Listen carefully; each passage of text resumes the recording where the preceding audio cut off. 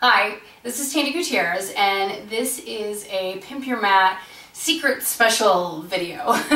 So I am sharing with you all my favorite warm-up that I do practically before every workout I do. So I had a hip injury many years ago, but that seems to be the place that gets sticky for me. And I know so many people out there that hips are the issue for them anyhow. And it's the crossroads of so many things, from your torso to your low body. So if you keep the hips really healthy, you have more access to your core, which means more results in your abs, which is fantastic. Less pain, less tightness. Tight is usually weak.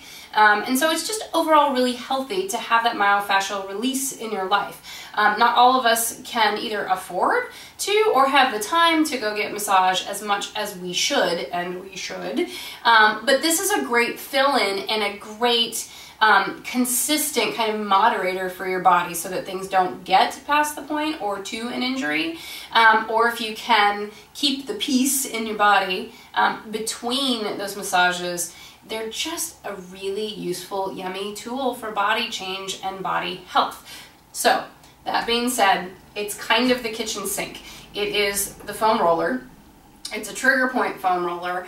And my little buddies over at Not Out, I really love these. I've been using them for a year before I've really said anything to anybody about it. Kind of keeping it as a secret to myself. There's tons of products out there, but the Not Out I really love. They're very concise. There's different sizes. They're packaged really cute, and the texture of them is awesome because it grips skin and it really gets in there with stuff. And I travel with these now. So these are the pieces. This one might not be so familiar, but it is a part of my day-to-day life now, so I'm sharing it with you, okay? We're gonna set these off to the side for right now, and you're just gonna start with your foam roller. So if you've been doing workouts with me, you've seen them, but foam roller to me is like ironing out the body. So you're gonna lay on the quads and just go forward and back, okay? Now that I use the trigger point foam roller, this one feels kind of like nothing, but just forward and back about 10 times, okay? So it doesn't have to be a big deal. You're kind of just saying, hello, fascia. The fascia is the, when you cook a chicken breast, that clear kind of pulley apart stuff on the top. So we have fascia on our muscles too, and this is what helps get into the fascia and then down into the muscle, okay? So forward and back. Then you're gonna turn to the side. If you don't want so much body weight on it, it's oh my God, no, this is too much, and it's actually painful, then you don't have to. You can put one leg down and come up for less body weight. But if you've been doing it for a while, then you're gonna want to progress to this place, okay? When and if you find a knot or a sticky spot, you can sit on it, okay? And one of my favorite things to do is to find it, sit on it, and then bend and straighten. And you may feel it kind of pop over it, right? And then it may have moved, and you gotta go, oh, okay, here, bend and straighten. And then you're gonna feel it go away. And then you're gonna roll past it just to get it out, okay? 3, 2, and 1, okay? Then just roll to the other side. I'm gonna flip so I'm not showing you my backside. Okay, so from here, forward and back, just that side. And once you're doing these on your own, if you're not using this video every single time, because it's really a tutorial, you can do this for as long as you need to, but 10 forward and back is kind of just a lovely prep. But again, if you find that spot that you're like, oh, okay, you can do the bend and straighten and sit on it. And once you're doing these more consistently, your body's gonna warm up faster or feel like you don't need it, which is the really awesome part, right? 3, 2, and 1, okay? Then you're gonna roll your back. So I really do, it's like an iron to me. You're just gonna press all the wrinkles out. So from here, it's that low to mid back, a couple of chugs, maybe 6 here. Or again, if that's your sticky spot, you may need up to 10. Okay, and then you go into that mid back to upper back. And again, if it's stickier for you, you might want to spend a little bit more time here. But today I'm really sharing what I do before my workout. Then set your tailbone down, okay? So your hands are behind your head and neck. Your foam roller is behind your bra line or behind your chest line. You're gonna narrow the elbows in. Keep your core contracted, so scoop that belly button up underneath the rib cage. Arc over the foam roller, then let the elbows fall open for 5, 4, 3, 2, 1. Close the elbows, slide the shoulders away from your ears, come up, scoot your tushy down a little bit, then go over the roller again. And then open the elbows again. Close the elbows. Curl up. And do one more time. You kind of end up right underneath the shoulder blades. You'll feel it. And then close and come up. Okay? So from here, you're already on the ground. You're going to take the foam roller away. And again, this is why it's the super secret special one that I'm not putting on the website, because it just gets into a lot of other stuff. But if you want the other stuff, it's here. So a little twist and rotation. Often I get a lovely self-adjustment in my spine. So bend the knee, put the foot at the knee, reach for the knee, and then gentle twist. 3, 2, and 1, and come back up. Okay? So you're gonna rock on up to seated. You're gonna take your foam roller again and put it underneath you and sit on top of it, okay? Figure 4 stretch, so we're headed into glute medius, into the piriformis and all that stuff, okay? So cross one ankle over the other knee, then lean into that booty cheek to roll. So this is the basic, and you guys have seen this from me before, right? So as you go forward and back, you can get into it deeper if you need to. If this is enough, fine. But take and try to lengthen the leg and roll into that, okay? Again, everybody's body is going to do different things. If that leg straightens, great. If it doesn't, that's fine too. You can support underneath. Sometimes I feel like that's just awkward though. I'd rather just grab the foot and then, you know, straighten it to wherever it will go. 3, 2, and 1, and then you're going to do that on the other side as well, okay? So I'm going to turn as we do it. So figure 4, opposite ankle over the opposite knee, and you can just roll here, but you got to lean into the bent knee so you get into the tush and into the hip. Then if you want to take it a little bit further, you're going to try to grab that foot, and then you lengthen it out wherever you can as you go forward and back. So again, the basic foam roller is just there to iron you out, okay? And if this is the resource that you have, great. I used it for years before I ever started using the trigger point foam roller. And then one more, and then come off of there, okay? Set your foam roller to the side, grab the trigger point foam roller. So it's got little knots on it, right? It might hurt. They're trigger points, right? So you're trying to get into things a little bit deeply, so you're poking at them, trying to get a little rise out of the monster, right? And then to get them to release. So you do the things that we did before, it's just gonna get deeper into the fascia, okay? So I cross one ankle over the other to head into that one quad as you go forward and back.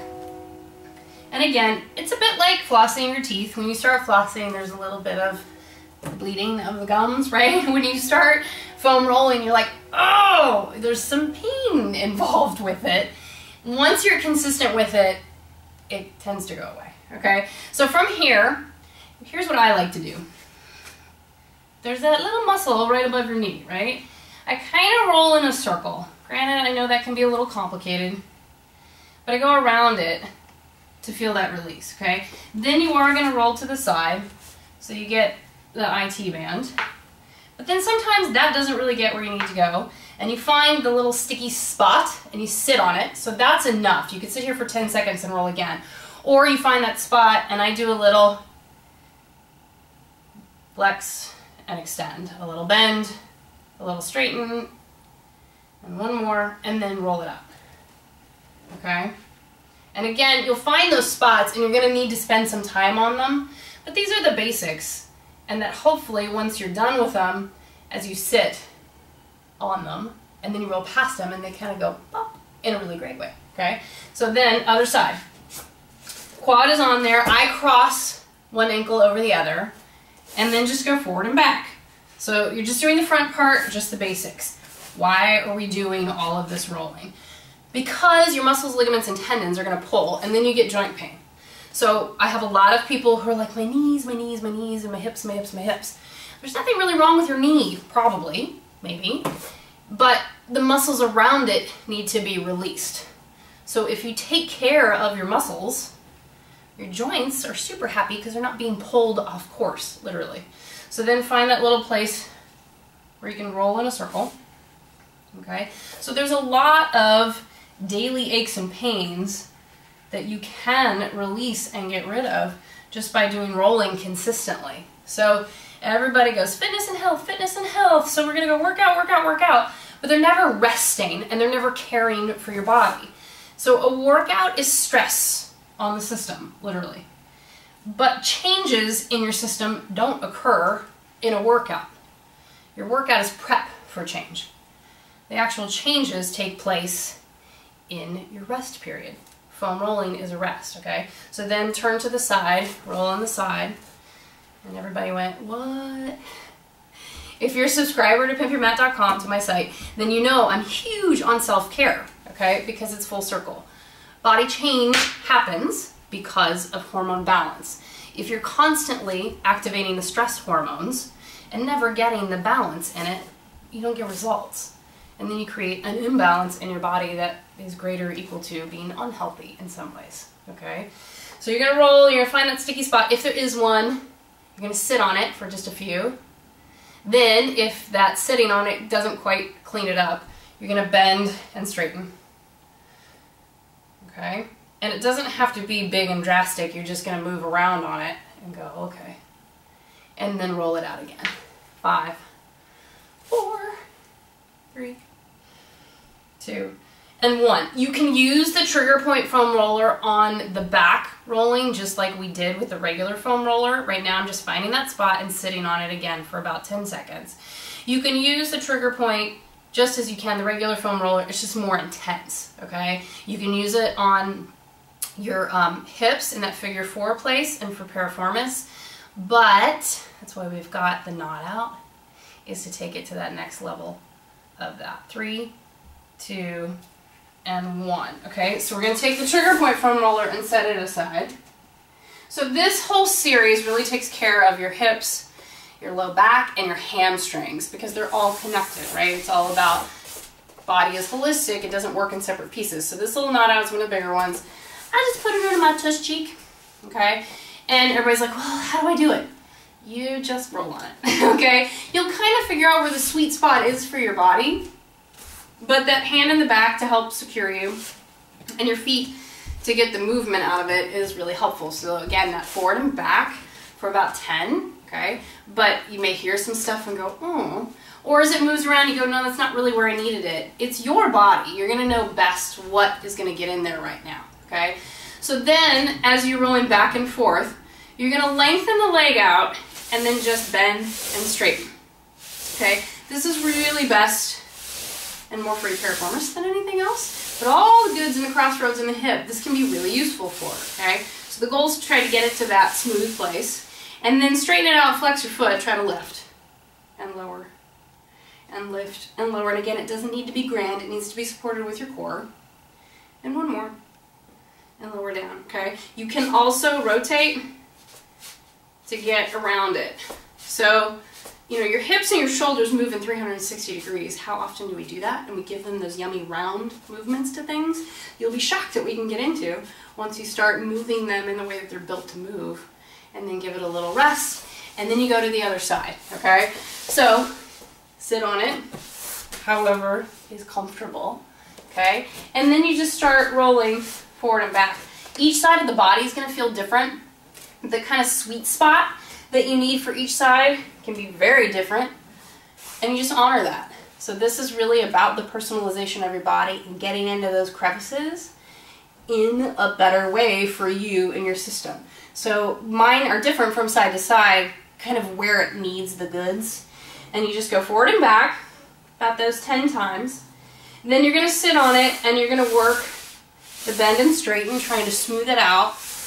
And again, it always tends that one side is happier doing it than the other. Okay, then you're going to straighten it out, flex the foot, and you're going to try to lift and lower, Use your core contraction. Don't let it release and splay. Lift and lower. And then you can work those little rotations in it. Okay? And just see how all that feels and how all that works.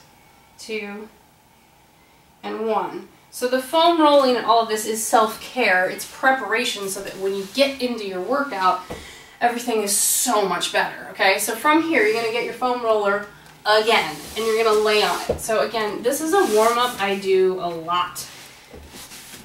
Hips go across the top of it, and then your head and shoulders and torso gets to lay on the floor.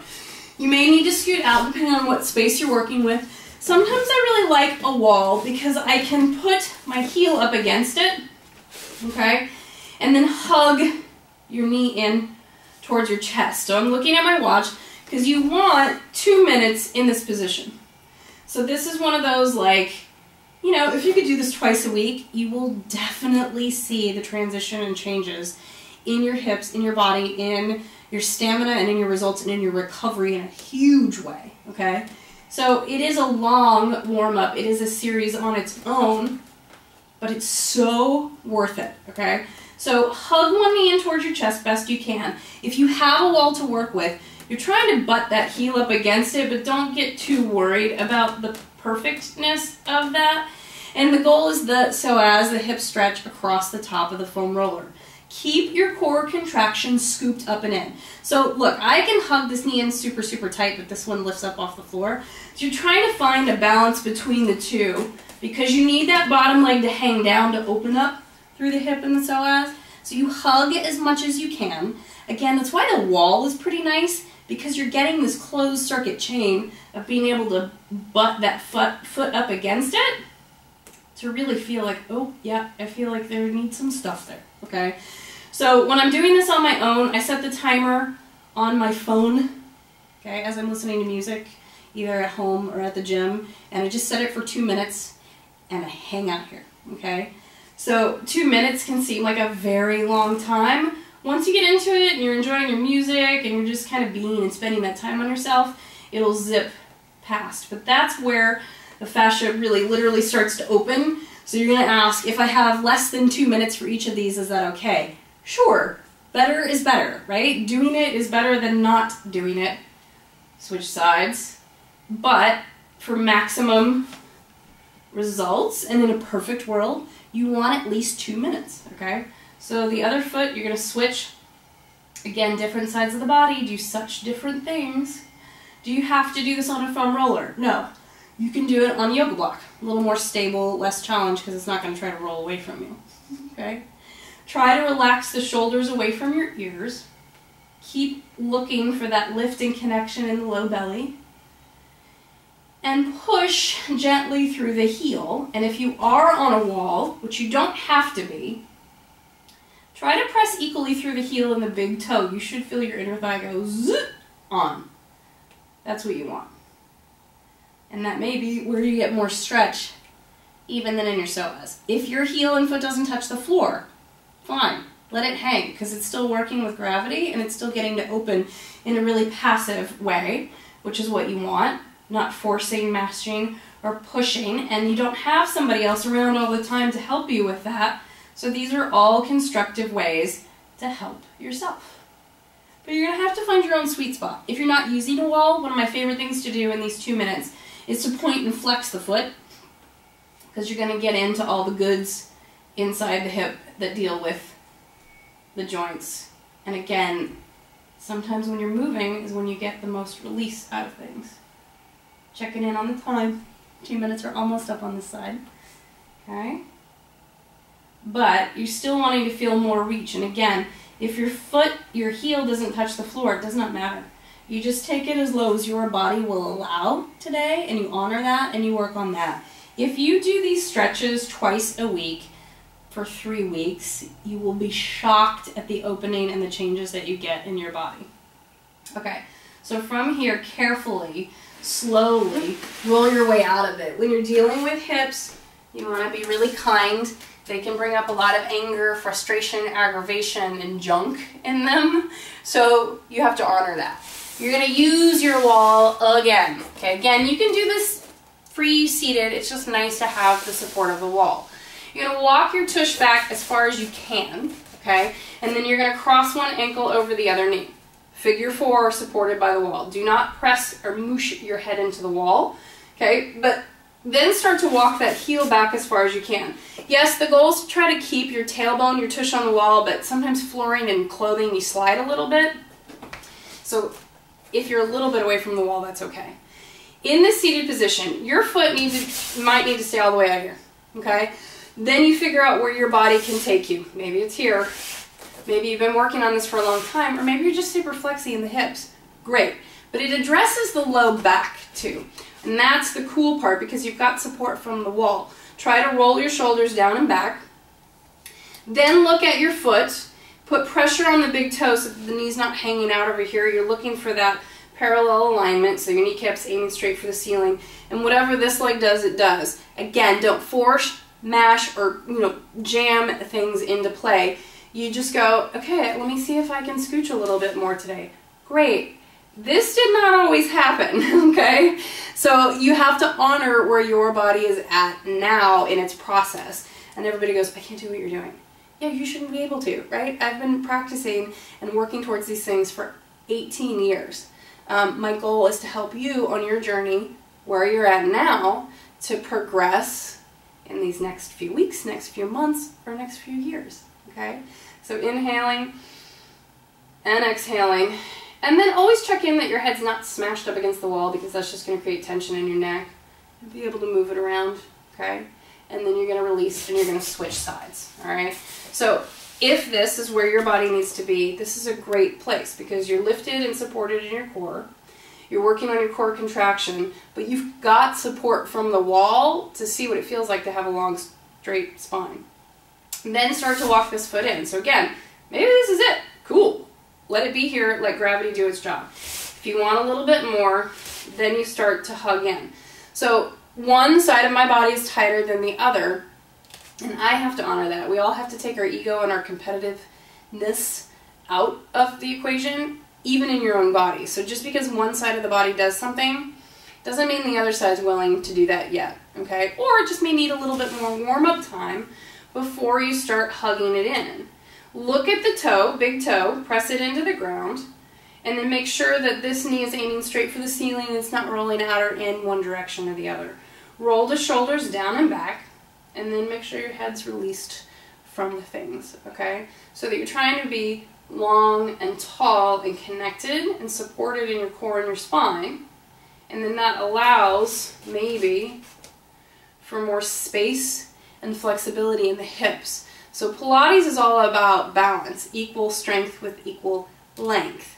The reason it translates to everything else is it just creates a healthy body in anatomical position, basically. So all of these things that open and balance, you take them to the lifting floor, your lifting gets significantly more interesting and you have more gains. You take it to your yoga class and your yoga practice becomes so much more interesting and connected and supported rather than hanging in the joints or forcing yourself into a position that doesn't work for your body yet. Inhaling to lift up through the belly, exhale to knit through the ribs. Pilates really makes everything better because it's a balancer. It's kind of like that secret elite tool. And a little bit like pink salt. If you guys are fans, you know how much I love pink salt. It draws the flavor out of everything, makes everything better. It's got real elements to it, so it nurtures and nourishes the body. It doesn't mean you're not doing other things. It just makes those other things so much better, okay? So from here, release. Then one more on the wall, and you really do need a wall for this one. Yes, you could do it without it. It's just more kind this way. So this one, you're going to take your knee back to the wall. If you've got knee stuff and you're looking for these stretches in this series to improve that, you may need to put some padding down on the floor. These are foam tiles, so it's padded, and there's carpet underneath it, and then the other foot comes up. So here's where you're going to go, my body does not look like that when I do it. So I've been doing my own homework consistently and can now get all that back there when it's nice and opened up.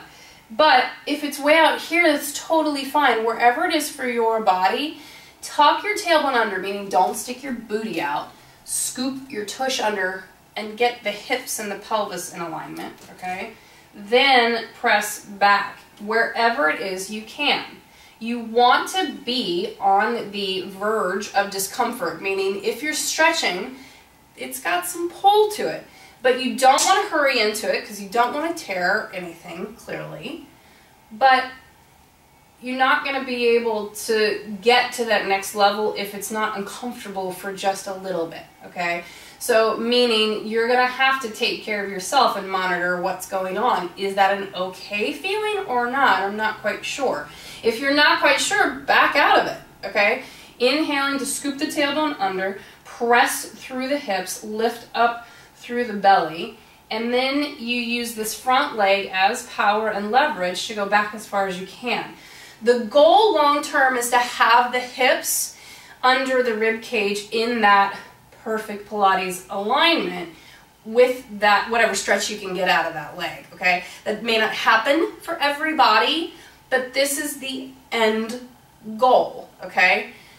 Again, it doesn't mean it will happen. It means you're working towards that, and with that in mind, tucking your tailbone under, trying to get your core contraction, looking for alignment through your spine and your pelvis, okay?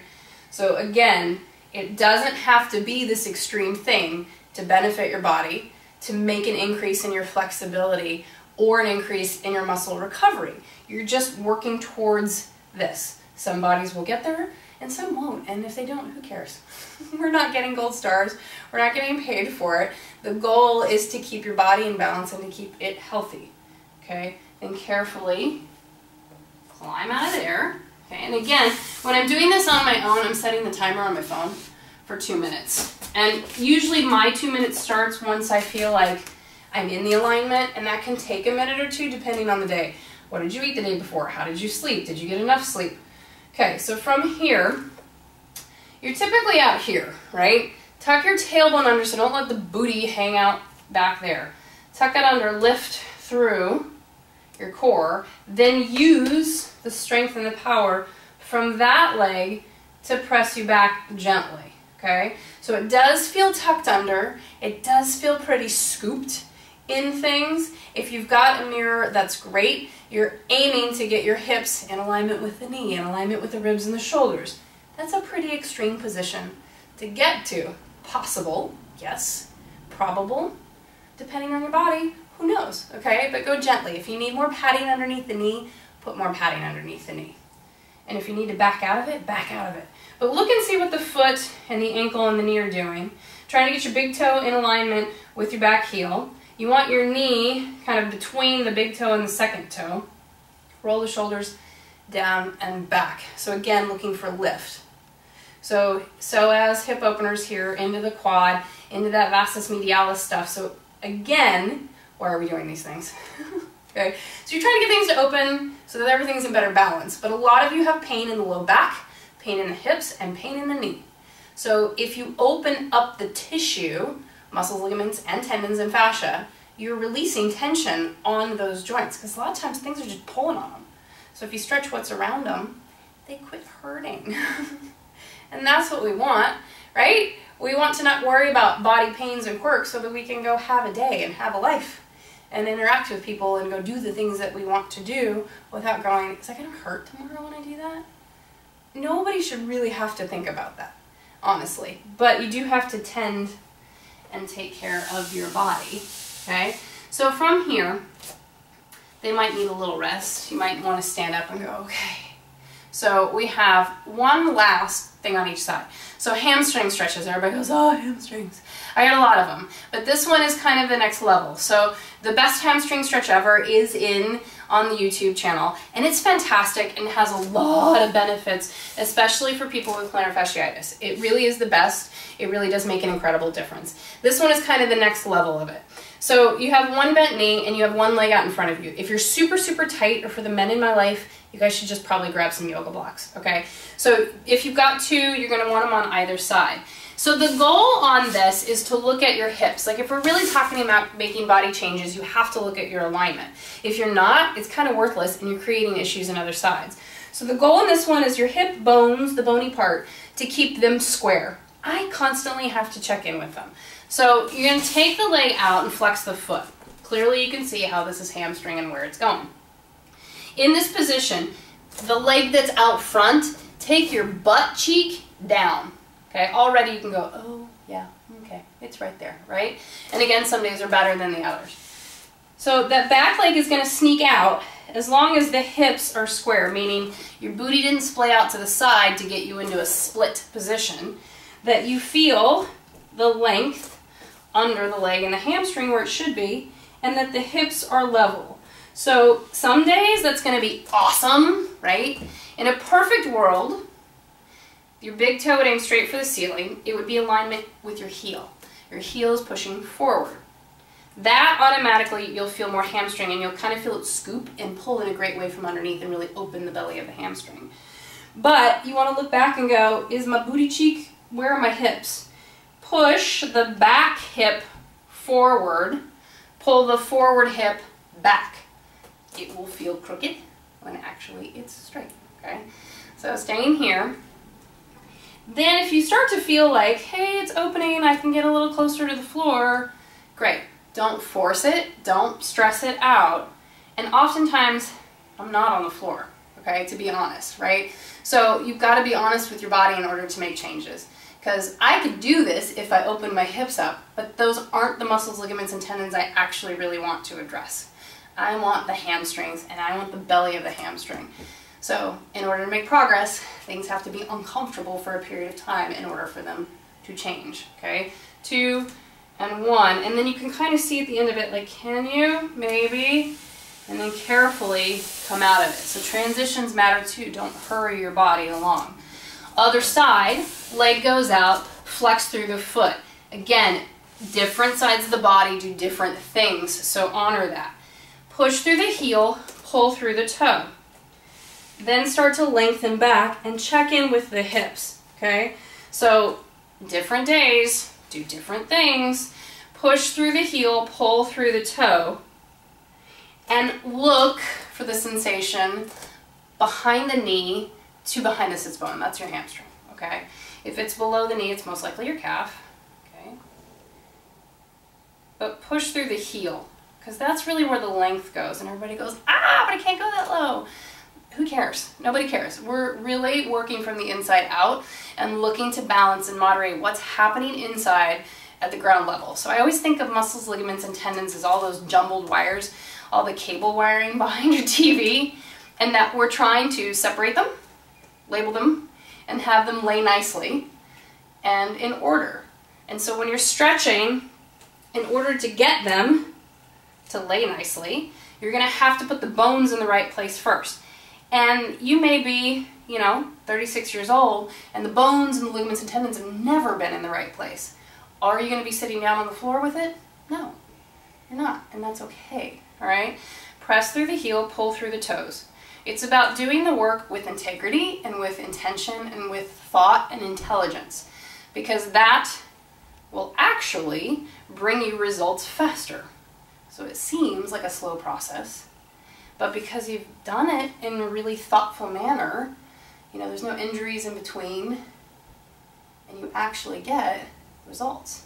And then all of a sudden it's very sneaky, and you go, oh, all of those things changed. My back doesn't hurt anymore, my hips aren't funky, I could actually go for a run outside, my knee's not going to be screaming at me the next day. Push through the heel, pull through the toes, and see if you can lower down. Back hip pushes forward. Front, booty cheek, and hip push back, okay? About 30 more seconds here. Roll the shoulders down and back. Yes, the goal is to be as upright as possible. It's going to address the hips and the psoas too. But right now our focus is on the hips and the hamstring of the leg that's in front of us. So if you're a little bit leaning forward, that's okay. Okay. So 10, 9, 8, 7, 6, 5, 4, 3, 2, and 1. At the end of that, I always kind of go, oh, can I? And do they open up a little bit? Yes, they do. Okay. Relax. Bring them around. Give them a little popcorn love here. 3, 2, and 1. Okay. You can come up to standing. You can come to a nice seated position. So that was my super secret special extra roll for you guys, is the series that I do so much. Keeps me healthy, keeps things supple, keeps things connected, and you will be shocked how your core contractions change and strengthen as you do this series, and it may seem like a lot. It's not going to be for everybody, which is why it's not on the website. That's why it's here for those of you who want it and who need it. I've just been asked an awful lot lately, and I'm constantly giving homework for hamstrings, hips, and low back. This one, if you can honor it, it really makes a huge impact if you've done it consistently. Okay, so thank you for getting on the mat with me, and thank you for rolling with PYM.